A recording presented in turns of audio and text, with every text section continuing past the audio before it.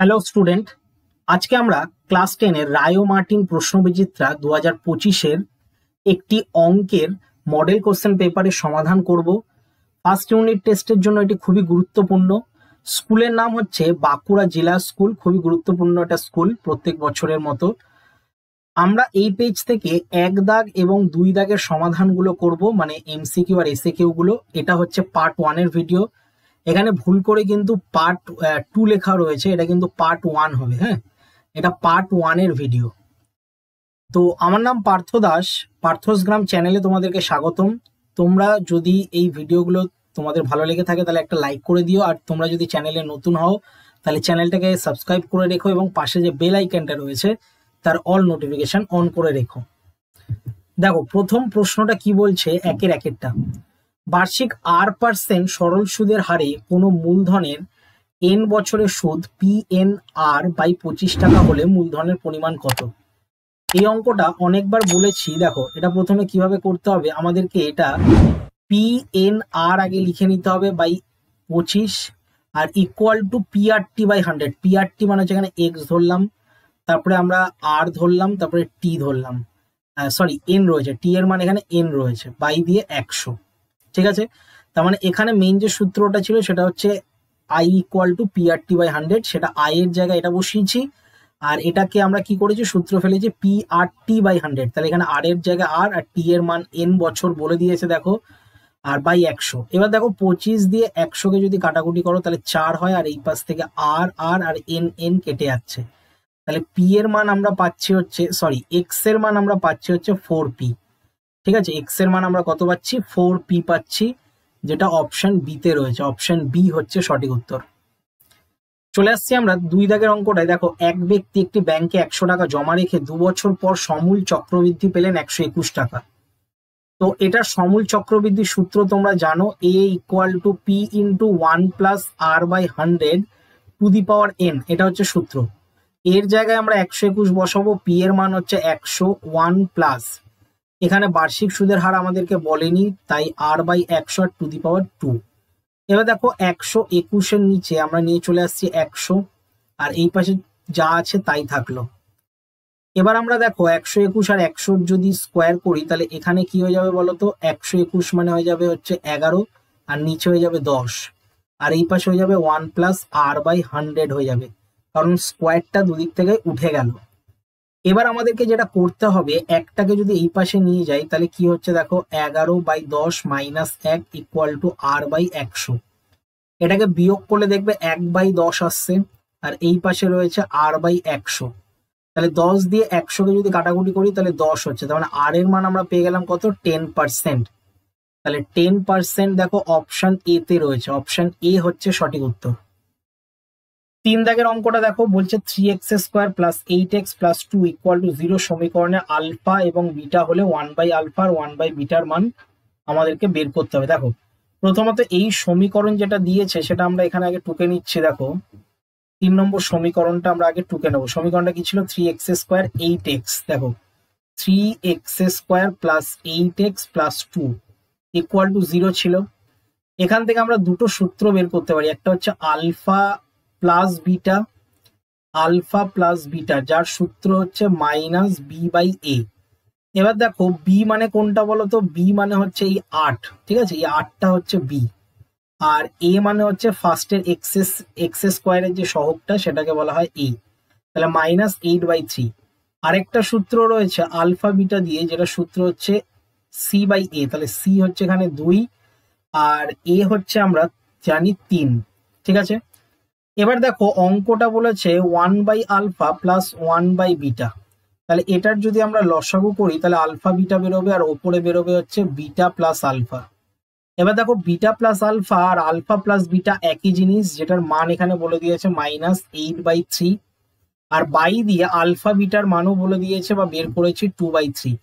3 কেটে যাচ্ছে, তাহলে মাইনাস 8/2 হচ্ছে, আর মাইনাস 8/2 মানে আমরা পাচ্ছি হচ্ছে -4। তাহলে -4 আমরা দেখে নিই অপশন কিসে রয়েছে, অপশন সি তে রয়েছে। দেখো -4। ঠিক আছে, 4 দাগের অঙ্কটা বলেছে 2a সমান সমান 3b সমান সমান 4c হলে a/b/c এর মান কত হবে। এটা অনেকবার রিপিট হয়ে গেল, যারা আমার ভিডিও প্রথম থেকে দেখছো তারা জানো যে এরকম কোনো যদি অনুপাত দেয় 2a ইকুয়াল টু 3b, দাঁড়াও 3b ইকুয়াল টু দিয়ে 4c, এরকম যদি কোনো অঙ্ক দেয় তাহলে এর অনুপাত বের করতে গেলে আমাদেরকে ডাইরেক্ট করতে হয়। কি করে ডাইরেক্ট করতে হয়? এর অনন্যক মানে এর যে সহগটা 2 রয়েছে, তাই 2 এর অনন্যক 1/2, 3 এর অনন্যক হচ্ছে 1/3, আর 4 এর অনন্যক মানে হচ্ছে 1/4। এবার প্রত্যেকটা সংখ্যার লসাগু করব 2 3 4, এই 2 3 4 এর যদি লসাগু করো তাহলে 12 আসছে।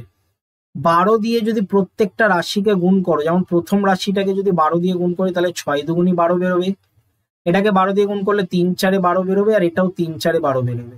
তাহলে 6:4:3 আমরা অপশন ডি তে দেখতে পাচ্ছি। তাহলে অপশন ডি হচ্ছে সঠিক উত্তর। চলে আসছি আমরা নেক্সট অঙ্কটায়। 5 দাগের অঙ্কটা দেখো কি বলছে। এবিসি ত্রিভুজের ও হচ্ছে পরিকেন্দ্র, কোণ ও এ বি সমান সমান 50 ডিগ্রি হলে কোণ এ সি বি এর মান কত? তো আমরা 5 দাগ দিয়ে কি করব, প্রথমে একটা গোল এঁকে নেব, মানে বৃত্ত এঁকে নেব। তারপরে একটা ত্রিভুজ রয়েছে, এরকম একটা কি রয়েছে, ত্রিভুজ রয়েছে, ঠিক আছে। আর এখানে আমাদেরকে যেটা করতে হবে সেটা হচ্ছে এর কেন্দ্র এখানে রয়েছে, ঠিক আছে, এরকম হচ্ছে। তাহলে এটার নামকরণ করব সি, এটার নামকরণ করব এ, এটার নামকরণ করব বি, আর এটা হবে ও। তাহলে ও হচ্ছে পরিকেন্দ্র। এখানে দেখো ও এ বিটা, ও এ বি মানে এই কোণটার মান বলে দিয়েছে কত, 50 ডিগ্রি। আর এ সিবির মান জানতে চাইছে, এ সিবি মানে হচ্ছে এই কোণটার মান আমাদেরকে বের করতে হবে। তো আমরা কিভাবে করব দেখে নাও।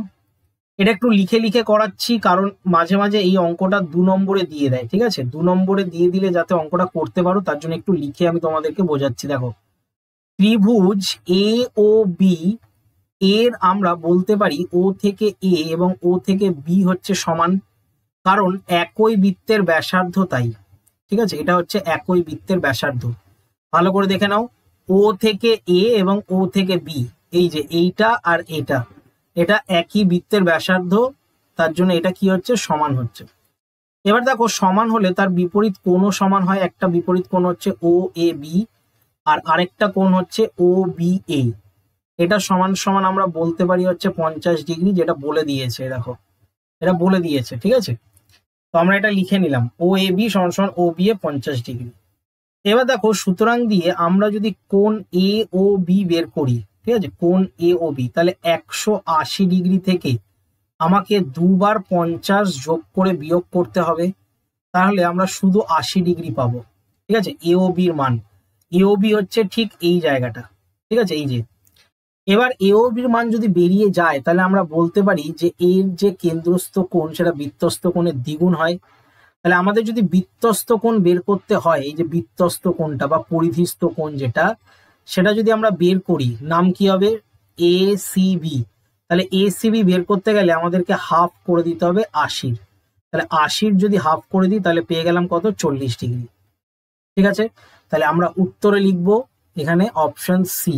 অপশন সি হচ্ছে 40 ডিগ্রি অ্যান্সার হবে। চলে আসছি আমরা নেক্সট অঙ্কটা। দেখো 5 দাগেরটায়, এই সরি 6 দাগেরটা। ও কেন্দ্রীয় বৃত্তের A B O C D যা দুটি দৈর্ঘ্য সমান, এ ও বি 60 ডিগ্রি হলে সি ও ডির মান কত? এটা একদমই সহজ, তোমাদেরকে জাস্ট ছবি দিয়ে আমি বুঝিয়ে দিচ্ছি, এটা লেখালেখির কিছু নেই। এই ধরো হচ্ছে বৃত্ত, এর দুটো জ্যা, এই যে একটা জ্যা, এই যে একটা জ্যা, এবং এখান থেকে বলে দিয়েছে এ বি একটা হচ্ছে জ্যায়ের নাম, আর একটা আমরা দিলাম হচ্ছে সি ডি একটা জ্যায়ের নাম। এবার দেখো এখানে যে ত্রিভুজটা তৈরি হচ্ছে, এখানে এ ও বি, দেখো এ তারপরে ও তারপরে বি, মানে এই কোণটা 60 ডিগ্রি বলে দিয়েছে। তাহলে সি ও ডি মানে এই যে এই কোণটা দেখতে পাচ্ছ, এটাও কিন্তু 60 ডিগ্রি হবে, ঠিক আছে। 60 ডিগ্রি কেন হবে? কারণ সমান সমান দৈর্ঘ্যের যদি জ্যা থাকে তার কেন্দ্রে সমান সম্মুখ কোণ উৎপন্ন হবে। জ্যা দুটোর দৈর্ঘ্য যা হবে, এর সম্মুখ যে কোণটা সেটার দৈর্ঘ্য কিন্তু কোণটাও কিন্তু সমান হবে। তাহলে এটা কিন্তু তোমরা 60 ডিগ্রি একদম চোখ বন্ধ করে লিখে দেবে, ঠিক আছে। খুবই ইজি অঙ্কটা। চলে আসছি আমরা 2 দাগের একেরটা। এটা এসএ কিউ মানে 2 মার্কসের প্রশ্ন। দেখে নাও, 5 দুগুণে 10, সেখানে 5টা করতে হবে তোমাদের ফার্স্ট ইউনিট টেস্টে। বলছে বার্ষিক 10% সরল সুদে কত বছরে সুদ আসলের 3/5 অংশ হবে? মন দিয়ে এটা দেখবে। আসলের 3/5 অংশ, আসলের 3/5 অংশ মানে কি, এখানে যে আইটা সেটা 3p/5 হবে, ঠিক আছে? আসলের 3/5 অংশ 3p/5, তাহলে আয়ের জায়গায় এটা আমাকে বসাতে হবে। তাহলে আমরা তো সূত্র জানি, সূত্রটা কি, I equal to P R T by দিয়ে 100, এটা মেন সূত্র।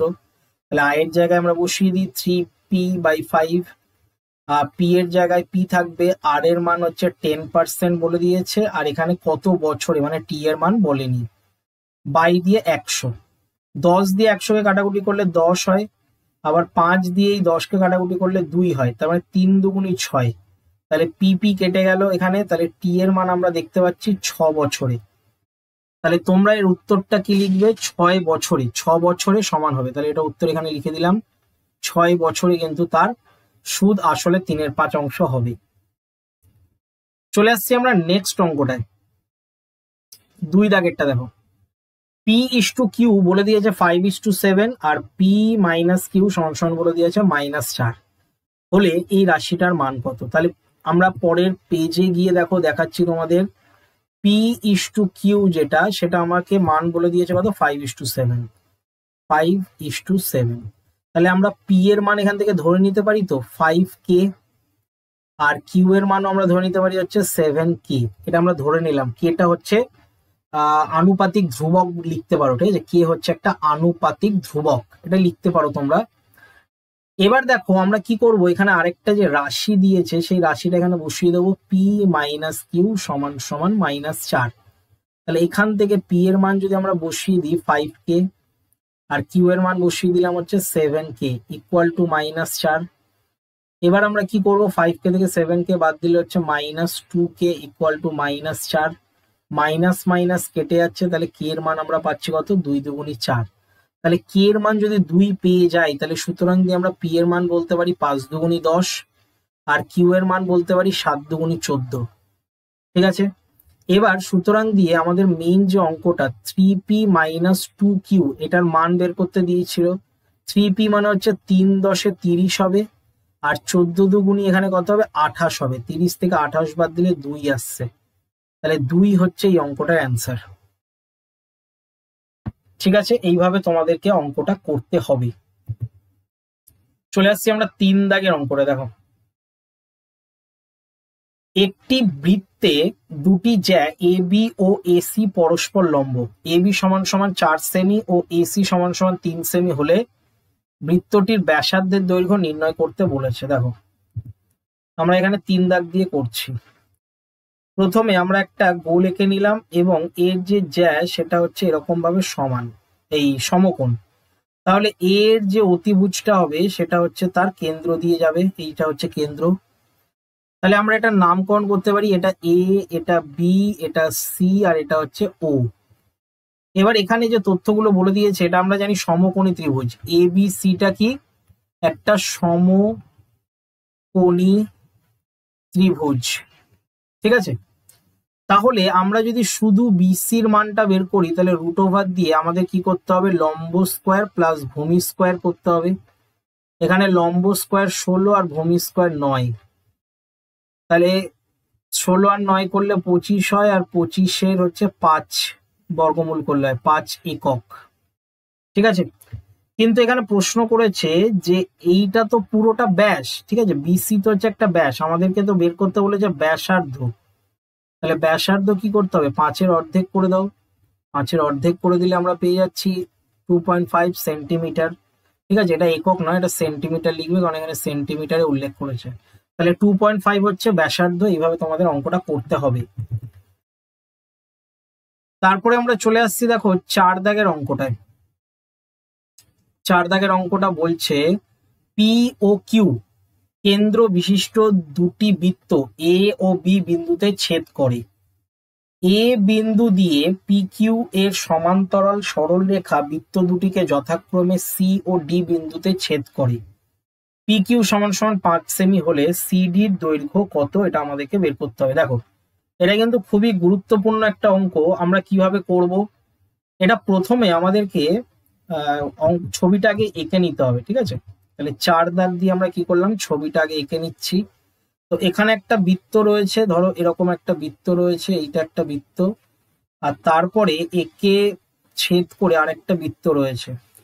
আমি এটা এখান দিয়ে এইভাবে আঁকলাম, ঠিক আছে, এরকম হবে।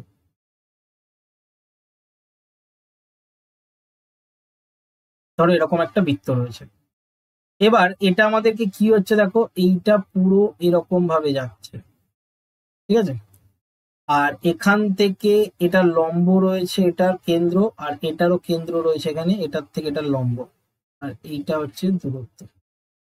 এইভাবে হচ্ছে, এটার নামকরণ করব পি, এটার নামকরণ করব কিউ, এটা হচ্ছে এম, আর এটা হচ্ছে এন, এটার নামকরণ করব হচ্ছে সি, তারপর এটার নামকরণ করব ডি, আর এই যে ছেদ করছে এখানে হচ্ছে এ, আর এটা ছেদ করছে এটা হচ্ছে বি। ঠিক আছে, এটা আমরা নামকরণ করলাম। এবার আমাদের লেখালেখিটা কি হবে দেখো, পি ও কিউ বিন্দুতে, পি ও কিউ বিন্দুতে পি এম ও কিউ এন লম্ব যদি হয় বা লম্ব হলে, ঠিক আছে, লম্ব হলে আমরা এ এম ইকুয়াল টু বলতে পারি হাফ সি এ, মানে এ থেকে এম এর যে মানটা সেটা হচ্ছে হাফ সি এ, ঠিক আছে। আবার আমরা এ এন বলতে পারি, এ এন এর মানটা বলতে পারি হচ্ছে হাফ এডি, এটা আমরা বলতে পারি। তাহলে সুতরাং দিয়ে আমরা এম এন এর মান বলতে পারি কি, এম এন এর যে মানটা সেটা বলতে পারি হচ্ছে হাফ সিডি, ঠিক আছে, হাফ সিডি আমরা বলতে পারি এম এন এর মানটা। আবার আমরা লিখবো, আবার বলে লিখলাম, আবার পি কিউটা হচ্ছে সমান্তরাল কার ওপর, সিডি ওপর, এবং পি এম যেটা রয়েছে সেটাও সমান্তরাল কার ওপর, কিউ এন এর ওপর, ঠিক আছে। যেহেতু উভয় লম্ব, উভয়ই হচ্ছে লম্ব, দুটোই লম্ব, তাই আমরা এটা লিখলাম, ঠিক আছে, উভয় লম্ব বলে এটা সমান্তরাল হচ্ছে। তাহলে সুতরাং দিয়ে আমরা বলতে পারি পি কিউ যেটা সেটা হচ্ছে এম এন এর সাথে সমান। তাহলে পি কিউ এর যে মানটা সেটা বেরোবে কত, হাফ সিডি দিয়ে। তাহলে আমরা শুধু যদি সিডির মান বের করি তাহলে কি করতে হবে, 2 পি কিউ করতে হবে, আর পি কিউ এর মান তো আমরা জানি 2 গুণ কত, 5, তার মানে 2 গুণ 5 মানে হচ্ছে 10 সেন্টিমিটার, ঠিক আছে। পি কিউ এর মান কিন্তু বলে দিয়েছে অঙ্কে, দেখে নাও, আরেকবার দেখিয়ে দিচ্ছি, দেখো পি কিউ এর মান কিন্তু 5 সেন্টিমিটার বলে দিয়েছে, তাই এটা কিন্তু আমরা 10 করলাম, এটাই হচ্ছে অ্যান্সার। চলে আসছি আমরা নেক্সট অঙ্কটায়, 5 দাগেরটা। 5 দাগের অঙ্ক আমরা কিভাবে করব দেখো, একটি ঘনকের আয়তন 512 ঘন সেমি হলে ওই ঘনকের সমগ্র তলে ক্ষেত্রফল কত হবে। খুবই সোজা অঙ্ক 5 দাগেরটা। দেখো প্রথমত আমাদেরকে যেটা করতে হবে সেটা হচ্ছে, এখানে এ কিউব সমান সমান বলেই দিয়েছে 512, মানে আয়তনটা তো বলেই দিয়েছে, আর আয়তনের সূত্র আমরা জানি হচ্ছে এ কিউব হয়।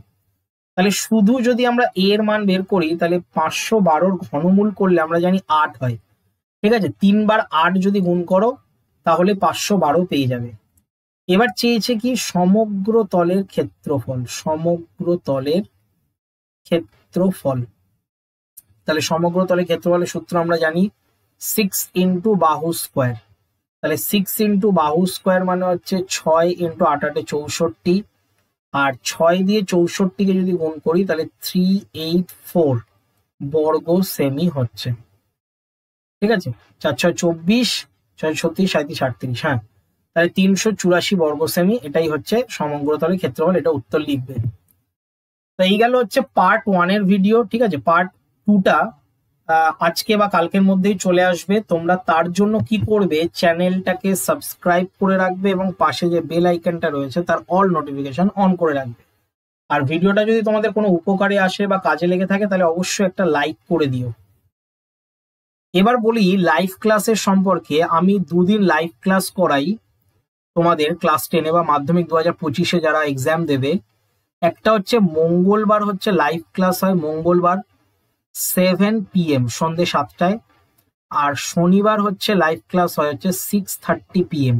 এই 2 দিন কিন্তু তোমরা অ্যাটেন্ড করবে। এই 2 দিন অ্যাটেন্ড করলে তোমরা বিভিন্ন ধরনের অঙ্ক, এমসিকিউ, এসএকিউ এবং ফিজিক্যাল সায়েন্সেরও কিন্তু মক টেস্ট বা এমসিকিউ এসএকিউ গুলো শিখতে পারবে। ঠিক আছে, মক টেস্টের মতন হয়। মঙ্গলবার করে কিন্তু অঙ্কের টেক্সট বইয়ের অঙ্ক হয়, এই দুটো কিন্তু লাইভ ক্লাস হয়, তাই তোমাদের বলবো এই দুটো ক্লাস তোমরা কিন্তু অ্যাটেন্ড করো। ঠিক আছে, আর এটার পুরো পিডিএফ যদি নিতে চাও তাহলে পিডিএফটা পাবে হচ্ছে তোমরা টেলিগ্রাম চ্যানেলে।